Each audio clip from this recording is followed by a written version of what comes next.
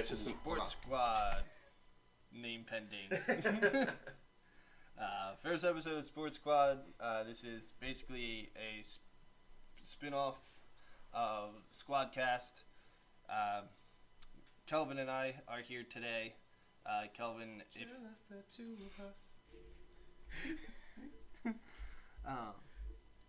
Kelvin was on the draft episode for all our dedicated listeners. We love y'all 6 years. Hey, that's when I checked. That video has 2 comments. We're going places. 2 positive comments. Wow. Yeah. So, today we're going to start off Sports Squad with rules we would change to sports. We split it into 3 categories. We have, what's the one? Forgot my own rules. Possible, as in likely to happen, as in the commissioner of whatever sport can just go in and say it's happening, and it's happening. It wouldn't be too much trouble. It wouldn't take too much to happen. The second category is possible, but probably not likely. Stuff that would need everything and then some to line up so it could work. Like, it's feasible, but it probably won't. And then category 3 is utterly ridiculous. So we got a few up our sleeve for that one. That's gonna be a fun one. Those are ones that we are just saying for the hell of it. Absolutely no chance of happening anytime ever. But, we gotta have some fun here. Alright, so I'll let you start off, Kelvin, as the guest, I guess. Maybe. Since you're the host, we I could be assume co-hosting. Yeah. So I gotta go probably with my first possible rule change that's could happen within the near future. I guess would probably be moving the NFL overtime and making sure it doesn't end in a tie. I mean, what the most cliche thing to say, which I'm gonna say right now, is the fact that in America we love a team to win, and we don't want a team to tie. If that's the case, then we watch soccer, and it's true. And it's true. Like I said, soccer. For me, I just don't like the aesthetic of a tie. I just don't like seeing games watching 2 teams battle out for 60 minutes and then another 15-minute overtime for it just to end in a tie, to have no winner. It's just like the least satisfying thing, I think, in sports. And it's just not fun, especially it's football. It's a physical sport. They play the hearts out.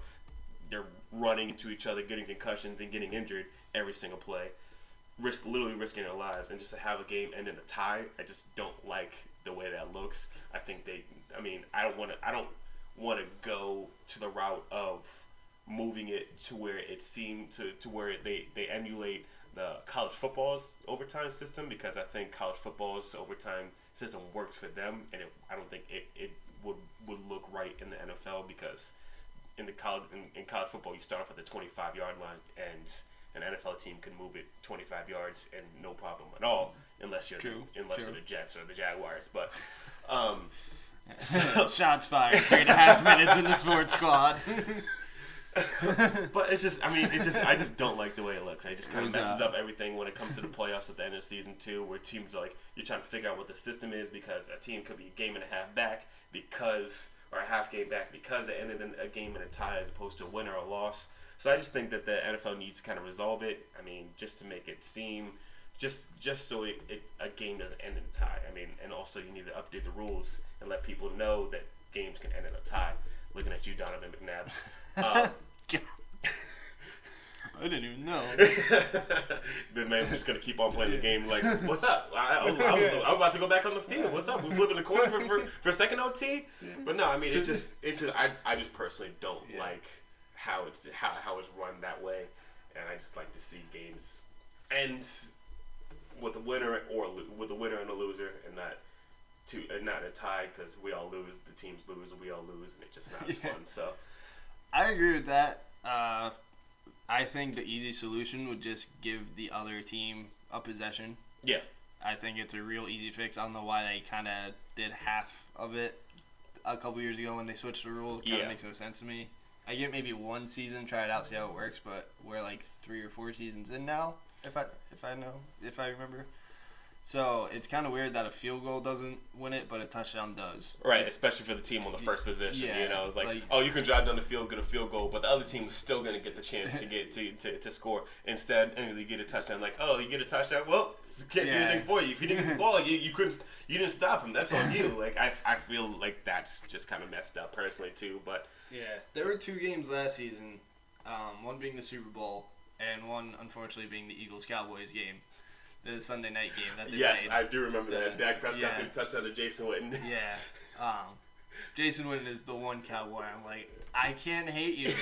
Like, everybody else on the Cowboys. For those of you who don't know, I'm an Eagles fan. Kelvin's a Cowboys fan. So we make it work.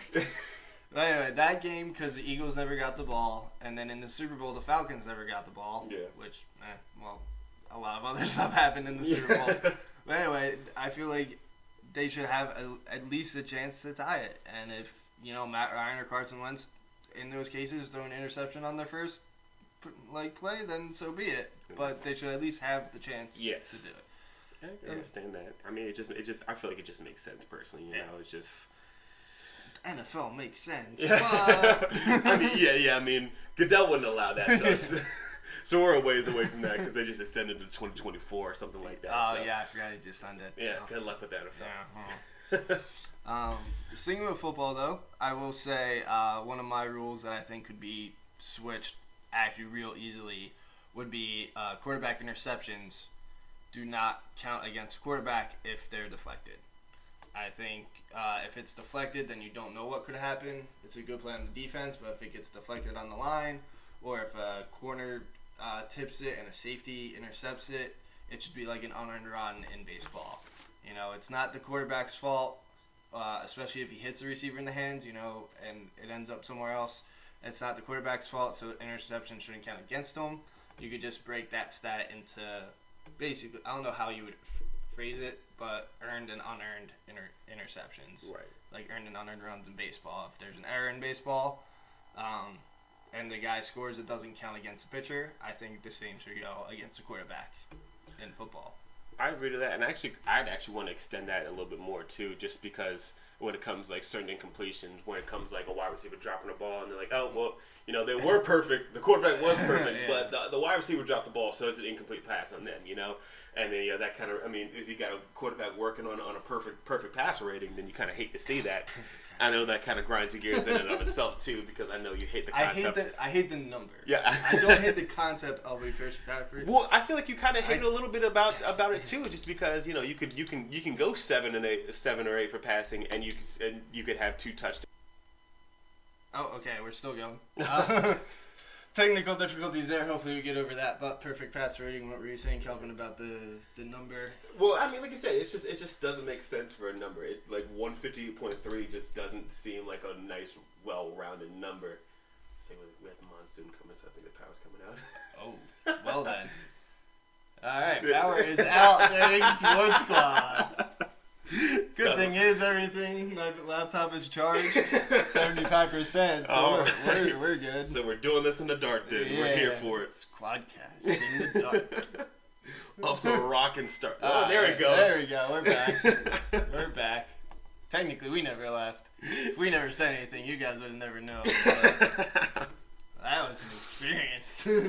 But yeah, I mean, I like to go back to your possible change, like near change future. It just to count an interception on a quarterback.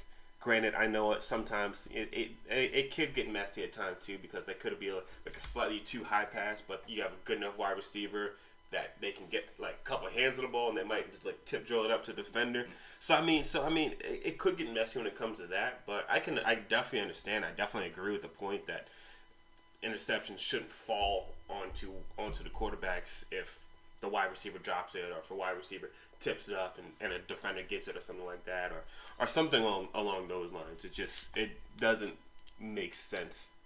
I know it's a quarterback driven league, so we like to put a lot of blame and a lot of the fame on quarterbacks, but I mean, at that time it doesn't make sense to do it. There was a way back when what's his name, Greg McElroy was on Alabama. throwing it back. They had cameras set up at practice. It was like a training camp for college type thing where ESPN was going to all the different big colleges. And I remember there was a McElroy hit 4 guys in a row. All the receivers were going down the line, and the fifth guy hits it in his hands, and then he drops it. Right. So he's running back, head down, and McElroy like goes up to him. He's like, "Hey man, don't worry about it. I just won't hit you in the chest next time." And I was like, "Well, damn."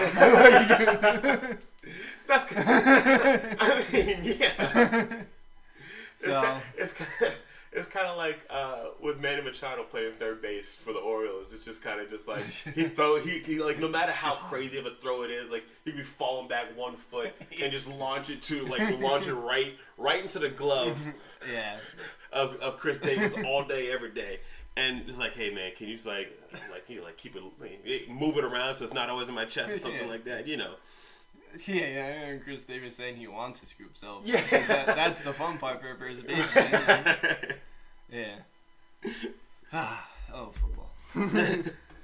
Yeah. I guess going the college route, since football's on the mind, I know Kelvin didn't agree. We were talking about this during our pre-production meeting. For my rule that could happen, but probably won't, would be to get rid of the bowl games in college football. Like the smaller, you only need 6 or 7 wins to get in bowls, not like the Fiesta Bowl or something. Like those are the playoff games. The New Year's Six bowls. Yeah, basically. The New Year's Six. I need to make a mental note about my next comment, but yeah, I just think there's a lot of them. They play for so long. There's like 3 weeks between the end of the final season, or the final game of the season, and then the playoffs. Every other game doesn't really count. I'm not a huge fan of that. I just don't like seeing some of the games are cool. Don't get me wrong. Like they'll come down to the wire and and have some good action in them.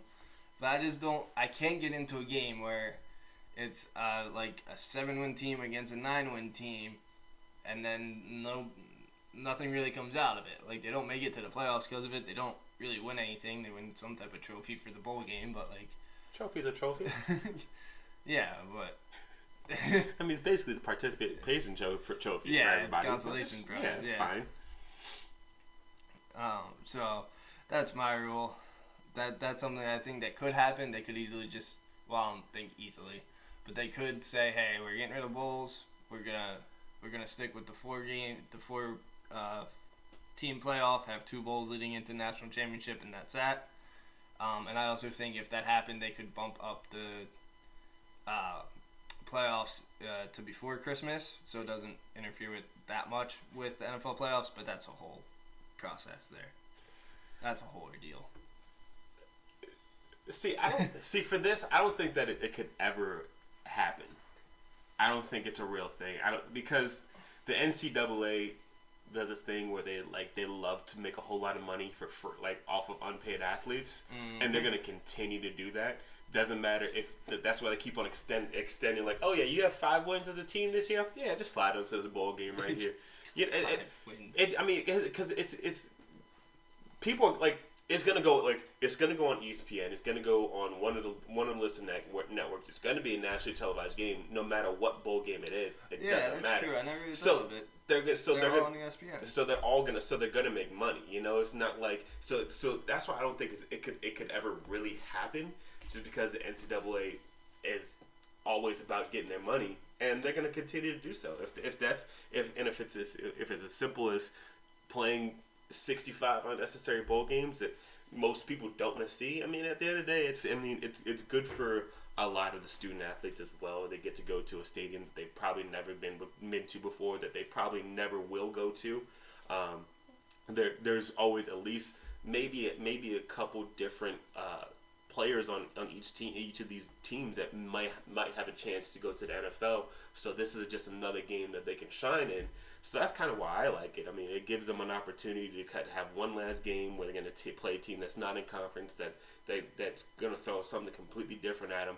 And it's just, I mean, at the end of the day, I love watching football. I watched 5 straight days of college football from Thursday to Monday, and I miss it already. And it's Tuesday, like, and we're gonna have an NFL game on Thursday. So at the end of the day, they're gonna try and drag out football as long as they possibly can, because I know that's what America loves. It doesn't matter if it's a 6-game, 2 6-win teams going against each other. People are gonna tune in and people are gonna watch, because at the end of the day, it's football, and football is football. So. Yeah, football is definitely put on a pedestal. Yeah. In America, which I don't mind, because I like football too. A few years ago, I used to think, like, hey, we're getting too much of it, but then I found myself watching most of the games. Right. And NFL Red Zone is the best and worst thing I've ever invested in. Yeah, exactly. 2 years ago, my first year with it, because I was either at home or my college had cable, so everything went through them. My first apartment, like, not affiliate, not with a prepaid cable plan, I was like, I'm getting Red Zone. Yeah. And then I did not leave my couch from 1 to 7, every Sunday. That's how it is. Like I said, like I was on the couch watching college football all day on Saturday. I woke up and watched the college game day from 10 until 12. Then I watched all of college football from 12 until the Alabama-Florida State game was over. And then and I fell asleep and I woke up and I watched college football the next day. I mean, it was great. Yeah. And then when NFL starts up, I'll be doing the same thing. NFL starts their coverage at 9:00 in the morning. I'll get up at 9:00 and I'll watch NFL coverage from 9:00 in the morning until 1:00 in the afternoon. And I'm gonna watch football from 1:00 in the afternoon until late Saturday night when the primetime game ends. And that's what a lot of the mindset is with majority of football fans. They will watch it all day long, especially because it's such a short season compared to all the other major sports in like the major sports in America. I mean, you have hockey and the NBA are both 82 game long seasons, plus they all play a series like 7-game series once they get to the playoffs. Then you also have baseball. It's 162 games, and they play series when it comes to their playoffs as well. So we get 16 weeks. We get a total of 19 weeks of football. Can't do math. 23 if you include all the preseason weeks as well too. Actually 24 if you include the Hall of Fame game. So we don't get it that much. We get basketball from end of October. We get basketball and hockey from end of October until June. Mid-June, end of June. Yep. And then basketball off season starts, which is probably more exciting than the actual NBA season. So, like I said, just because it's such a condensed season compared to all the other major sports in America, that's why football is always going to be king. That's why football is always going to. Football owns a day of the week, owns 2 days of the week if you include college football on Saturdays, and where people are just going to be glued to the television all day, every day, and they know they're going to get the ratings, they know they're going to get money, and at the end of the day, it's just as simple as that. So, like I said, to go back to the original point of like trying to get rid of all these bowl games, like I said, it'll be tough. Like for the casual fan who just doesn't really want to see all these random schools. They don't want to see Mid-Tennessee State for Central Michigan. I can understand that. For the super nerd, for the super nerds like me and things like that, who'll be glued and know half the offense and for no reason, where they went to high school, and if they have a shot and get to the NFL, then that's a continued holiday for us. So it's like I said, it'll be tough to get rid of all those extra bowl games because the NCAA loves to make money. So, and they're gonna continue to do so. Anything we talk about on this particular one, and I do have a separate category about college for SportsSqwad, is anything with college. One, it's so big. Yes. So to even try to slim it down by any means is going to be hard. Because even the FCS playoffs are on ESPN nowadays. Oh, yeah. I think when Towson made it, I think it was on ESPNU. Still on the ESPN network. It's carried by most cable packages. Last year's championship was ESPN2, though. Yeah. So, they're getting closer and closer. So when the FCS, Division I AA is being shown on ESPN, which is one of the biggest networks, it's hard to cut down on it. Which I can see that perspective. I'm not that narrow-minded. I can see that it's not going to happen because NFL and college NCAA are greedy. If you're already making a lot of money, why would you want to make less? So it's just hustling backwards. If you do so, I mean, it's just it's as simple as that. They'll just be hustling backwards. Where they can be like, oh yeah, we don't need to make any of this money. I'm like, but you don't, but you will, and it's as simple as that. They're just going to continue to try and do so. So yeah, so that was our football tangent. yeah. Little teaser for a future episode. One of the topics we're going to hold off on today. So both me and Kelvin are going to save this for a future episode. One of the topics is if college athletes should get paid. I'm hoping to bring on one or two other people then, because one of my coworkers has a different opinion than both me and Kelvin. So that's a separate topic, so a little teaser for a future SportsSqwad. But yeah, so back to our rules. I'm going to switch gears a little bit now that we kind of got football out of the way. For now. Probably come back. Let's be real here. But I think for baseball, there's 2 wild card teams that play. I think that's fairly recent too. It's only been like 3 or 4 years. Yeah, it's only been a few years. It's basically a playing game. Yeah, there used to be 1 wild card spot. Now there's 2 wild card spots, and those 2 wild card teams play each other to then play the best record in their league to play the 1 seed basically. And I think that doesn't really make sense in terms of baseball because baseball is a series sport. They play, 3 game series basically all year round. A couple 2 game series here, there, maybe a few 4 game series. But most of the time it's 3 games. And I think if 2 teams tie for the wild card or the division, then you play a 1-in to settle it. You play a 1 game tiebreaker. And then I think the wild card should be a best out of 3. And then division best out of 5. Championship and World Series stay out of 7. So I think that's mine. I think it wouldn't be that hard to do. You just add maybe 2 more games. I think the only thing would be how do you do it? One of my coworkers said there should be each team should get at least 1 home game, but that would stretch it out over 5 days. So you're kind of adding an extra week into the end of the season.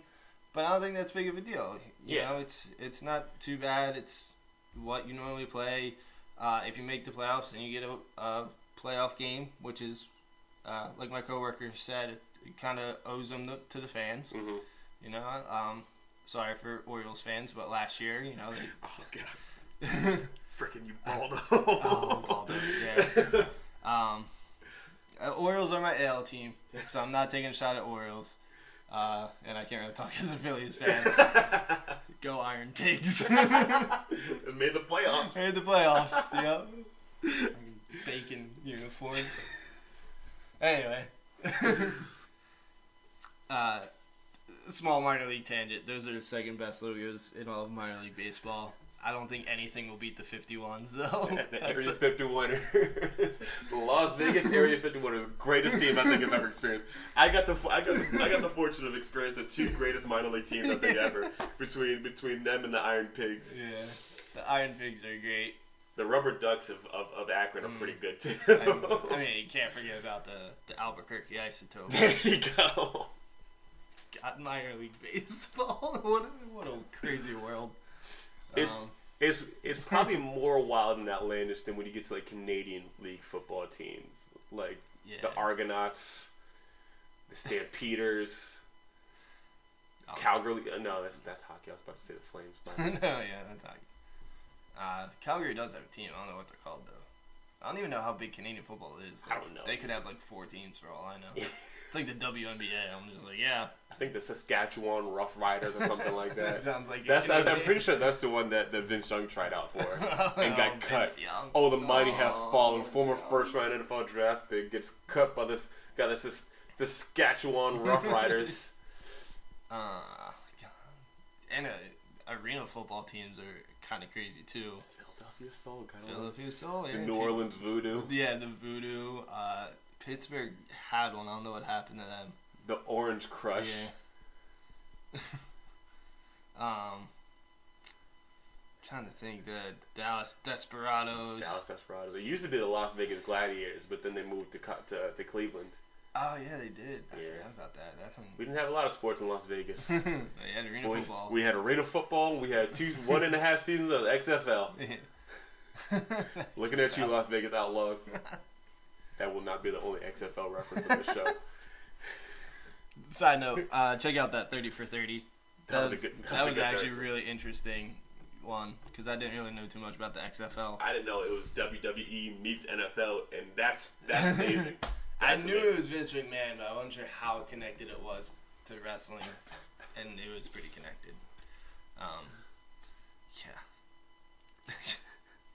But back to get back onto our original point. Yes, I would agree. Series. I would agree that it makes sense to go to a 3-game series. I mean, it's you're like you said, it maybe only extends it out 1, maybe 2 games. It'll extend it out a few more days, but I mean the Major League Baseball season's already long enough to begin with. And I'm sure we can cope with a few extra days. Yeah, I think we'll be fine. And by the time most people aren't really only the diehard baseball fans are tuning in because football has already started at that point. So like we're all good, you know. Yeah. So it just makes sense to go to a 3-game series instead of a 1-game play. And like you said, they already do series when they play baseball to begin with. It just makes sense, just kind of consistent with the rest of how the league was run and operated, and it just kind of makes sense. Yeah, I don't think it's that hard to do. Like if the season ends on a Sunday, say you have even Monday and Tuesday off, game Wednesday, off day Thursday, game Friday, off day Saturday, game Sunday. That's all you're adding to the season. Haha. For those of you guys who aren't here, we've been working on power for probably the last 10 minutes. At one point I forgot we lost power. I was so used to just being in the dark. Because, like, little known secret about me is I don't use my lights that often. My last apartment, the sun shone right into it. So I had a lot of natural light, and to save some money from BGE, I just never turned on my lights. I could see without them. So the lights weren't on after about 5 minutes. I was like, oh, like my lights are on. This is normal. Yeah, I just never turned my lights on. And then I was like, oh yeah, wait a minute. So Tim, are you a baseball purist? Like, are you one of those people who prefers to have the pitcher as opposed to the DH? Or are you more of a DH? I think because I know you're predominantly Phillies fan and they're in the NL, so I know. Well, little fun fact about the Phillies and the DH. It is the Phillies' fault that the DH, that the pitcher still bats. Because back in the 70s, I don't know the exact year, I want to say 73, every MLB owner got together, right, and was going to do a vote. Like, it was after they just did the DH for 1 year to see how it worked in the AL. AL was like, hey, we'll do it, see how it works. Right. After that season, whatever season it was in the 70s, every owner got together and they kind of made their decisions. Right. So the Phillies didn't send their owner; they sent like the other guy. The owner was like out fishing. Right? Got better things to do. Yeah, and remember this was the 70s, so you couldn't like text them. Right? So they voted either yes, no, or abstain their vote for a DH. If the DH won a majority, it was going to go into the NL and be a new MLB rule. Right. So it got to the team before the Phillies. I don't know what team it was, but they abstained. And then apparently the Phillies guy didn't know that was a thing.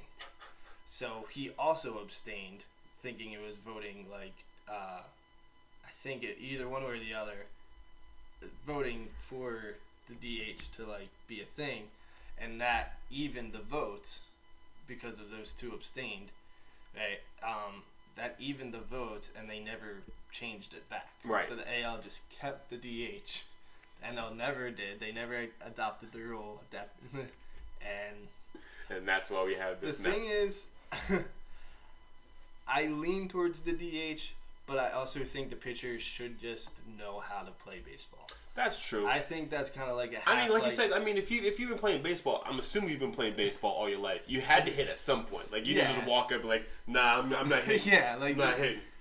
The DH exists in college, so I think that's where it starts, where they start finding where you're really good at. Right. But you should just know how to pitch. Like, the pitcher shouldn't be looked at as a bad hitter. Because you shouldn't be like looking at, well, the pitcher's out. Look at me, it looks like a guaranteed out. The pitcher should just know how to bat. Right. The same coworker who I was talking to about the game series said a lot of pitchers don't think it's worth it to risk injury. I can understand that. Which you can swing her enough straight on oblique, and then you're on the 15, yeah. 30-day DL, you know? But then, like, just learn how to swing properly. Like, look at Madison Bumgarner. Right, like, get 2 home runs in an opening game. Yeah, like, he just hit one the other day, too. And the only reason he was injured was because of a dirt bike. Right. Like, not because he was swinging, yeah. He's really... Cliff Lee hit 2 home runs in a season once because he actually loved to hit. That's actually why he chose the Phillies when he came back the second time. He took less money. He took 23 instead of 25 million. Yeah, the Yankees were like, "Hey, we'll give you 25." Phillies were like, "We can only do 23." Like, all right, I'll get paid $23 million a year. But anyway, he's really good. There's a few others who know how to hit. And right. I think that's the biggest. I don't think we should get rid of it. I just think pitchers should learn how to hit. Bartolo Colon hit a home run, and if he can hit a home run, anybody can. He's the only person I've ever known whose career lasted longer than a ballpark. Yeah. So he outlasted the Braves Turner Field. He made his debut. I don't think in the park, but the same day Turner Field opened in '96, he made his debut for whatever team it was on. And Turner Field just got demolished last year, and they're in SunTrust Park, and Bartolo Colon is still pitching. That's the greatest little known fact of all time. Like, it really is. But like I said, I think there's something to be said about, you know, them just learning how to swing properly. I mean, if you there's a lot of players that swing consistently 5 times a game, probably most of 4 or 5 times a game, and don't get hurt every single time they swing. You know, there are a few freak injuries. Right, exactly. I think Bryce Harper got injured a season or 2 ago. Bryce Harper would get injured for anything. But. Yeah. It's just kind of like, I know they dedicate so much. I think it started, we're not experts. I want everyone to know that. Right. I said that in the first Squadcast episode about TV. We may sound like we are. I think definitely. And if we do sound like that, then wow, we're really doing a great job of fooling you guys, honestly. I will say Kelvin knows well above average about football, as you may have realized by now. He'll drop facts that I didn't even know. He knows like 3 and 4 starts recruits coming from high schools in like Central Michigan. Anyway, but Babe Ruth like hit all the time, obviously, and he was also a pitcher. Right. He was a pitcher on the Red Sox when they traded him to the Yankees, and the Yankees I think started him for 2 seasons and then moved him to left field. So it's like, I think it happened back in the 60s and 70s when they were starting to specialize more in relievers and closers and pitchers, and then they were like, hey, like our pitchers don't play enough to hit. DH Phillies incident happened. And like I said, I lean more towards having a DH for both leagues, just because it's exciting. Usually it's a big dude who you know is not going to play well in the field or anything like that. David Ortiz. Right, exactly. Ryan Howard to a certain extent, but he holds Cabrera now. Yeah, Miguel Cabrera now. Ryan Howard, I don't think ever did he DH. He played for the Phillies, so I imagine that.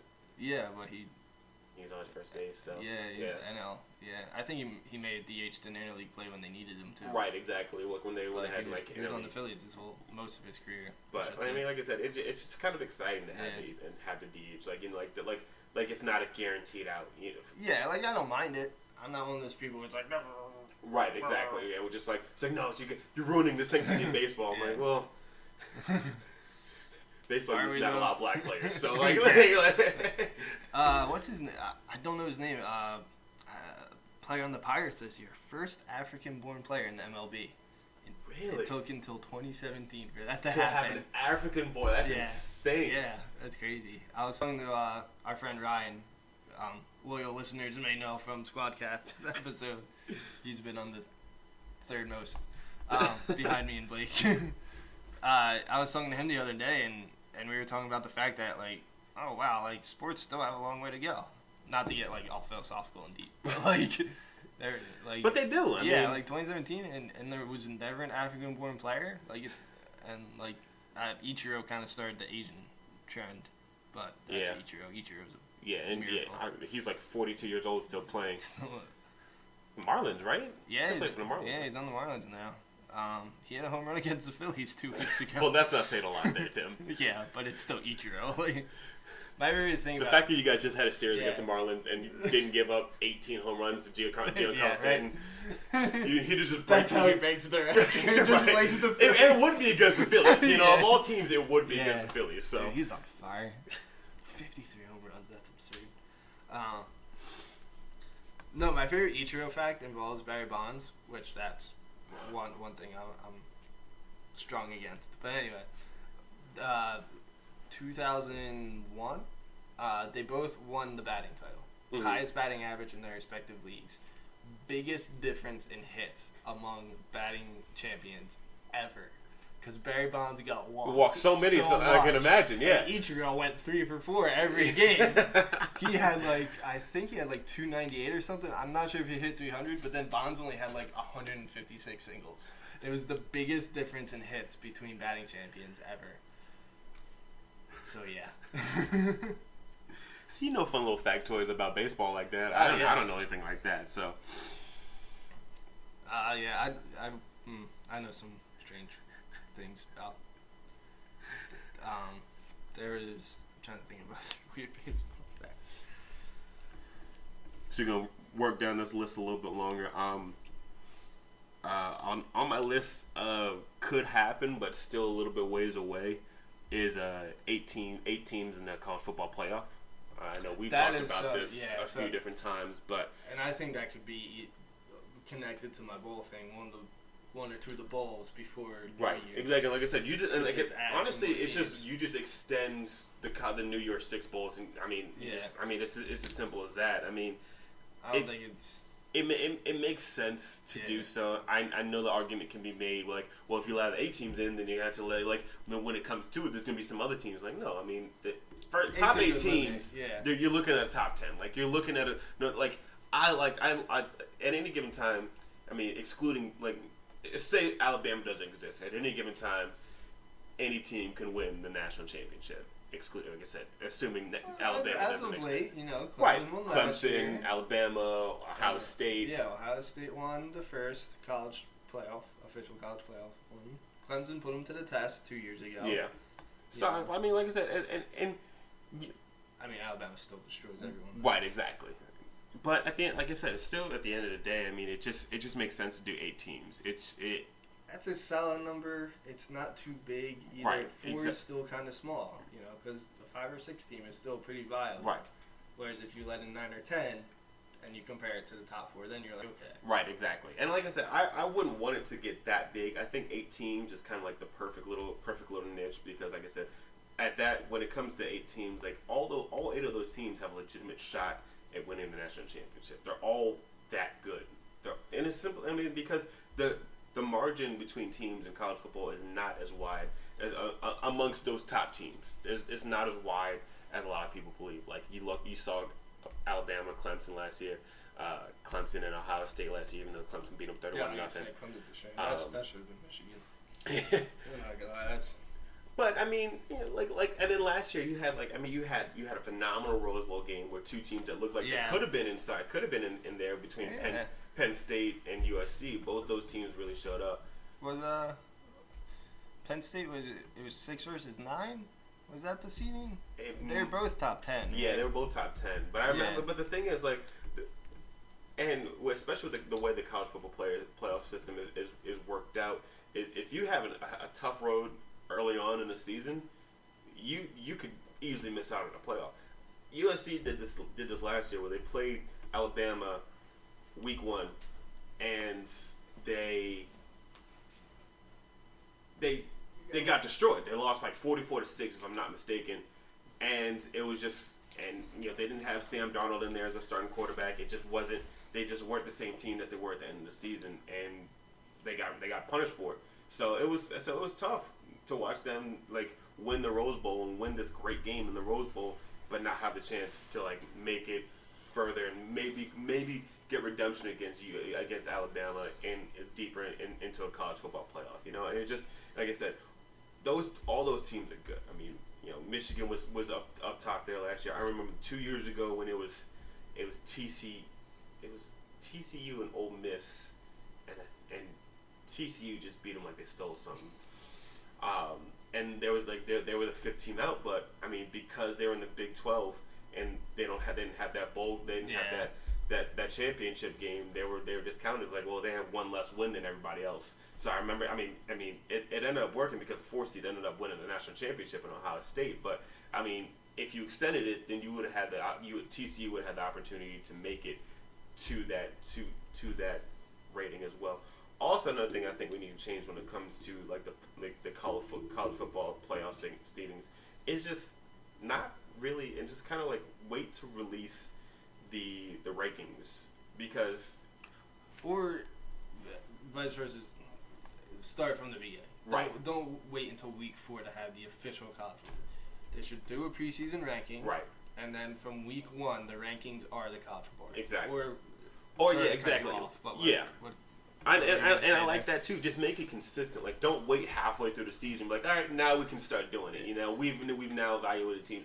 Either that, or just do it later on in the season. Do it super late when most of the teams have already gone through most of their non-conference schedule, or have gone through most of their conference schedule, and they're playing tough games instead of like none of these cupcake games to start off the season, because you don't really get a good gauge as to how good a team could be because they're not playing anybody. I mean, people are like, oh well, the Kelly Bryant, the quarterback who's replacing Deshaun Watson at Clemson right now, people are like, oh well, he lit it up. I'm like, he played Kent State at home. He's supposed to light it up. Yeah. Kent State was 39.5-point underdogs. He was supposed to do that. He just did what they needed, what they were supposed to do. If he would have come out and he would have had a so-so game, like, oh well, doesn't looks like they need to keep searching for Deshaun Watson replacement. I'm like, well, I mean, now and then when you get to the tough games and they start struggling, we're like, well, we don't know what happened. I'm like, well, I do. He started playing Kent State and MAC schools and big and WAC schools and things like that, and he wasn't playing real competition. And then he gets to like a game where like he actually needs to be counted on, and it's going to be tough. And like I said, they actually have an interesting game because they play Auburn this week. But and I mean that's going to be a good game because people are talking about Auburn's quarterback Jarrett Stidham, who was a former Baylor quarterback, but he left the program for obvious reasons. Spent 1 year at JUCO and transferred over to Auburn. There's like people like, oh, he looked impressive in his game too. I'm like, kind of supposed to, like, an SEC team school is usually supposed to beat an FCS school, but I mean that's just me. Unless you're UNLV or Baylor, but But like I said, I mean, I think to go back to the original point, I think it would make sense to go 8 teams inside the college football playoff, because the top 8 teams are still very good. It kind of you kind of go back to your point and kind of taking away some of the bowl games, a little kind of shortened everything out, kind of, because if we have this long a playoff with this many great teams, the revenue's going to come in. You can cut some of those bowl games where you have 2 5-7 win, like 2 5 and 6 win teams going against each other, and then you allow for a bigger revenue stream for bigger games, going deep, going for more playoff system, and you can start the college football playoffs earlier, and so they're not interfering with all the different holidays in which people are traveling to. So it makes sense money wise when it comes to that as well. So that's one thing to keep in mind. Like I said, that's something that could happen, but I think it's still a little bit ways away. Yeah. I think the whole idea of the playoff system in the FBS is still relatively new as well, which is pretty funny because everybody else, literally all the other Division 1 AA, Division 2, Division 3, all been doing playoff systems for years, and the FBS is like, nah, we're gonna wait on this. we're chilling. So that's but it's interesting, like you said. But I think that could be a little bit ways down the road. So I think it's time to hit our utterly ridiculous rules that are just so far out there. It'll never happen ever, no matter what. And I'll start off with my utterly ridiculous rule is whatever you use to score, so ball, puck, etc., the ball basically, I think should be on fire at all times. Could be interesting in hockey. Then. Yeah, hockey might need to work take it that out the definition of skating on thin ice to a new level there, huh? Yep. Apparently there was a guy in the KHL, of course, Russian, during the All-Star shootout that they always do, similar to what NHL does, and he lit his stick on fire and did a shootout. I forget his name. Ryan knows his name. Because Ryan knows every hockey Phone player friend. ever. Yeah. I would call him, but Burger Night. Yeah, it's Burger Night during the monsoon is different though. That's true. But yeah, I think it'd just be it'd be a great time if the ball in baseball was on fire, or the football, or the javelin in the Olympics. Shout out to the Night King. Oh God, Night King. So there's this subreddit called Free Folk, and it is just Game of Thrones memes. There's no discussion.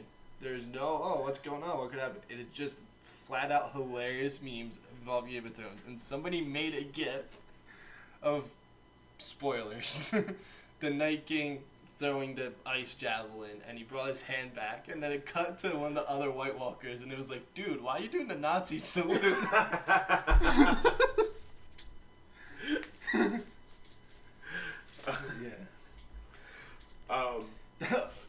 Real quick, Game of Thrones. My favorite theory I've seen, it's similar to what we're talking. It's not that far of a stretch. It's utterly ridiculous that there's still a wildfire in King's Landing, and the Night King's gonna come in on the dragon and accidentally hit it, and then just all of Westeros goes up. And it's my new favorite theory, and I want to see that happen. This is the last shot. Is just imagine getting ready to fight this war for over 1,000 years, and they have it completely foiled by taking a nosedive into some wildfire. Dude, that's hysterical. Because there's some hidden leftover on the ground that accidentally gets hit. You don't know what Kyber's been doing back there. That's true, yeah. Anyway. All right. So to kind of wrap it up, I know I just kind of came up with this before we even started the episode. Honestly. Extensive research. Yeah, it's really what it is. You guys have known. I just put NFL and ESPN 30 for 30 XFL special and just mix it all together. So, so my kind of unfathomable rule is NFL meets XFL. I mean, we got just make sure just make it the craziest thing of all time. I mean, we're already doing extending it out, extending the allowing players to wear different kind of cleats and fun cleats and things like that. We're also extending it out to where they can do different celebrations, do some group celebrations. Still can't dunk on the goalpost though, but whatever. Evolve. And I think you just go all out and you go full XFL. I mean, just forget names on the back of the jerseys. Just put do the he hate me So do what MLB did. Yeah, exactly. Right, exactly. Weekend. And that was a fun time. And like I said, and let's start off the game. Instead of a coin toss, they're just running after the ball. I know that was incredibly dangerous. Like I said, this is an unfathomable prediction. This is crazy outlandish thing that probably will never happen. But it'd just be kind of funny to see. Like I said, just they have the two fastest dudes on each team just line up and just run down the field. Just do quarterback just 1 week. Just Tom Brady, Andrew Luck lined it up and running down the field.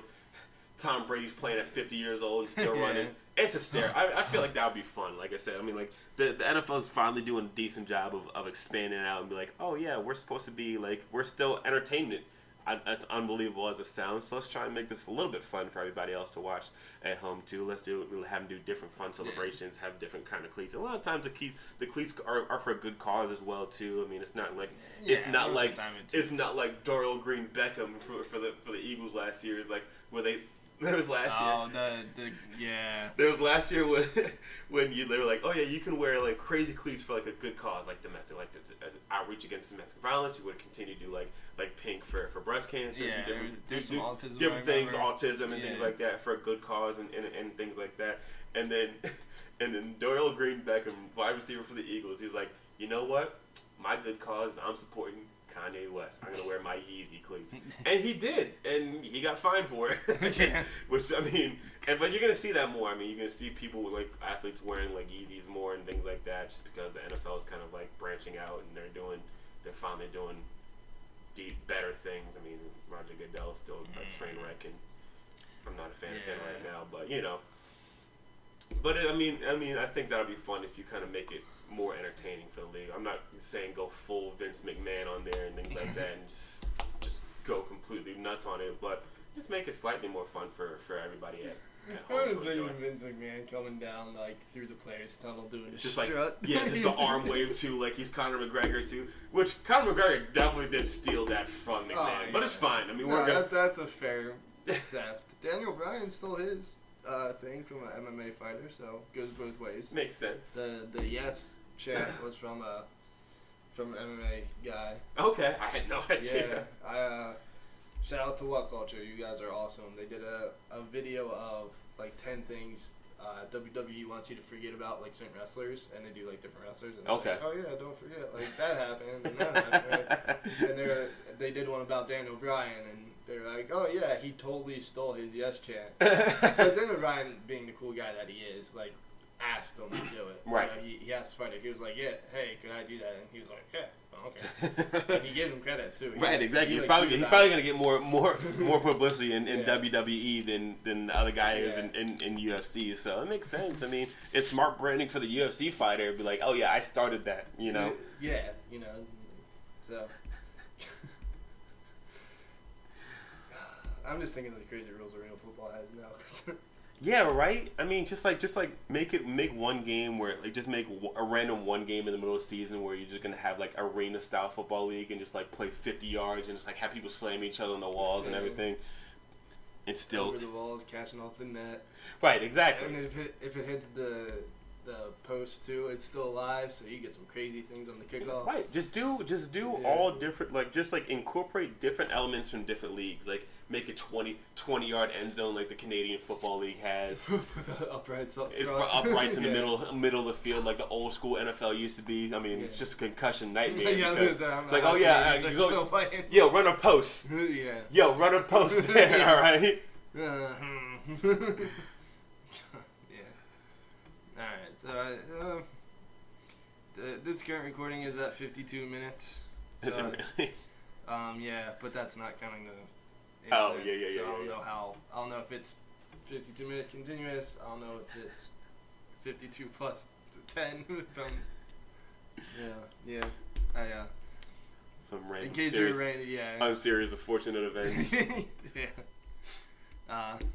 Yeah, I accidentally hit spacebar to bring my screen back up, and it stopped recording, so we had to do a slight adjustment there. And then I also turned on the audible, just quick audible. Yeah, quick audible. Yeah, turned on the AC there for a minute. Yeah, so that is the first episode of SportsSqwad, unless you have a game name pending. Yes, we're open to any suggestions. Leave it in the comments. Yes, comment, like, share, subscribe. But please comment SportsSqwad. The idea behind SportsSqwad was that it was Squadcast and sports. I thought about SportsCast, but I thought that was too similar to Sports Center because of the SC. And then I was like, all right, how about SportsSqwad and that kind of stuff? But I'm not a big fan of it. So we're taking your suggestions. What you got? Try to incorporate Squadcast in some way because otherwise it's just weird that we have a random name. Squadcast presents : sports, something like that. That's perfectly acceptable. As long as you incorporate some part of the word Squadcast into the name. And no profanity. I'd rather not advertise on YouTube with profanity. Those are the only 2 rules. Name pending. Alright, that is it for the first episode. We have more planned. This will be taking place on days that Squadcast does not. So on Facebook and Twitter and YouTube, I will try to advertise topics ahead of time, maybe a few days ahead of time. So if you're interested in the subject, you can come on out and join us. That's it. Awkward outros as always. And I never know how to end things. Gotta love it. Yeah. All right. And we're out. Alright, Kendrick. Yeah.